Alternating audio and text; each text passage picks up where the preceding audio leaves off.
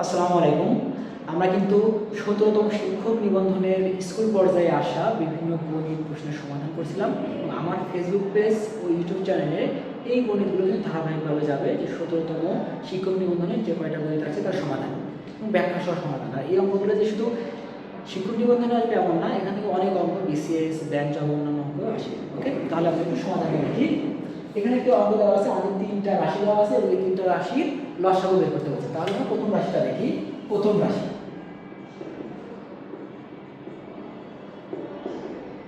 রাশিটা আছে x³ - 1। তাহলে x³ - 1 এর আমরা কি করব, উৎপাদক বিশ্লেষণ করে নেব। তাহলে এটাকে কিন্তু আমরা 1 ওভার একটা কিউব ধরতে পারি, কারণ 1 ওভার আমরা যতই পাওয়ার করি তার মান কিন্তু 1ই হয়।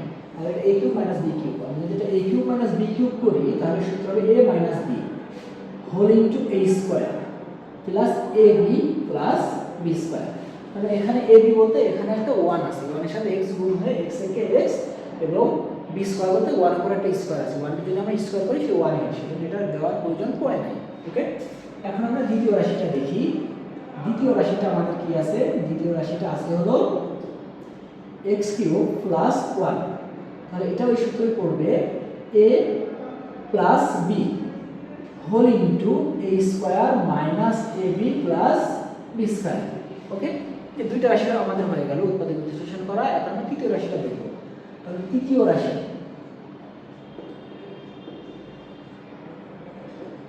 রাশিটা কি আছে? x4 plus x square plus 1। এটাকে আমরা উৎপাদক বিশ্লেষণ করব। তাহলে এর উৎপাদক বিশ্লেষণটা আসলে কি হবে আমরা যদি একটু দেখি। এখানে x স্কয়ার আছে, আমরা তার সহকারে একটা স্কয়ার দিলাম। এরপরে আমরা কি করব, আমরা প্লাস 2x স্কয়ার প্লাস 1। এইখানটা যদি আমরা একটু দেখি, আচ্ছা এখানে একটু এটা দিয়ে দিই 1 প্লাস 1 এই পর্যন্ত দেখলাম। এখানে যদি একটু খেয়াল করি, এখানে কত দিয়েছি? 2x square. ওকে, আর 1 এটা 1 এর সাথে গুণ হলে 2x স্কয়ারই হয়।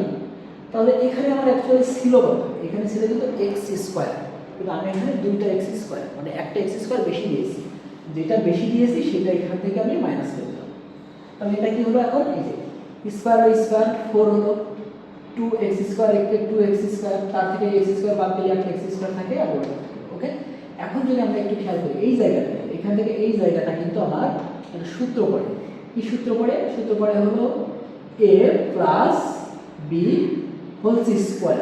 এই যে a plus b whole square একটা সূত্র পড়ে, কারণ এটা সহকারে কিন্তু a, এই স্কয়ারটা সহকারে a। ওকে, আর এখানে কি আছে? Minus x square. কারণ এটাকে যদি আমরা a ধরি, আমরা দেখি একটু, এটা a, এটা b আর এটাও কি b। তাহলে a square plus 2ab plus b square. Okay, এখন এখানে কিন্তু আরেকটা সূত্র বলছি, এটাকে এখন সম্পূর্ণটা আমরা a ধরব। তাহলে a মাইনাস b, তাহলে a square minus b square. a square minus b স্কয়ারের সূত্র কি? a square minus b square সূত্র হলো a প্লাস b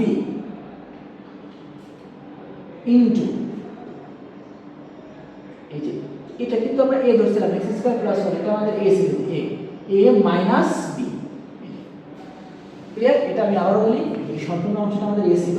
মানে a স্কয়ার মাইনাস b স্কয়ারের সূত্রটা এখানে একটু যদি লিখি, a square minus b square লেখা যায় হলো a plus b into a minus b। তাহলে এটাকে যদি আমি a ধরি, এই স্কয়ারটা সহকারে কিন্তু এই স্কয়ারটা সহকারে। ওকে, তাহলে a প্লাস b যেটা b into a minus b।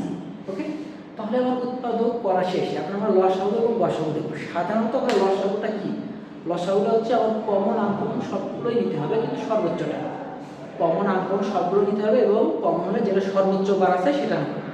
আর গসাগুর ক্ষেত্রে আমরা শুধুমাত্র কমনটা নেব এবং সর্বনিম্নটা নেব। ওকে, তাহলে এইখানে আমরা দেখি যাতে লসাগুটা কি হবে। লসাগুটা আমরা যদি একটু খেয়াল করি, এইখানে আমাদের এটা আমরা প্রথম দুটোই উঠিয়ে দিই, x minus 1 x square plus x plus 1 এটা আমরা নেব। দ্বিতীয় রাশি থেকেও আমরা নিই x plus 1 into x square minus x plus 1 এটা আমরা নিলাম। এখন আমরা তৃতীয় রাশিতে এসে চেক করব যে x square plus 1 plus x এটাকে আমরা নিয়েছি কিনা। আমরা এখানে দেখতে পাচ্ছি যে x square plus 1 plus x এটা নেওয়া হয়ে গেছে। আর এখানে যদি দেখি x square plus 1 minus x, x square plus 1 minus x কিন্তু নেওয়া হয়ে গেছে। তাহলে এর আমাদের লসাগুটা কি হবে, এটাই কিন্তু লসাগু আমাদের, যদি এটা যেহেতু এতে ছিল তাহলে এটা আমাদের লসাগুটা কি হবে, লসাগুটা হবে হলো এটার সাথে এটা গুণ করলে কি হয় x - 1, এই যে আমরা এখান থেকে পেয়েছিলাম x³ - 1, আর এটা কি হয় x³ + 1।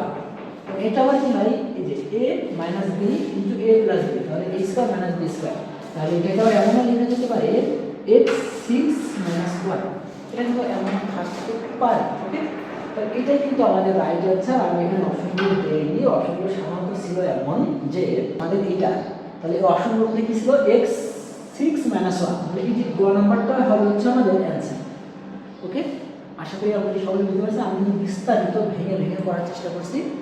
সকলে দেখবেন, সকলকে ধন্যবাদ।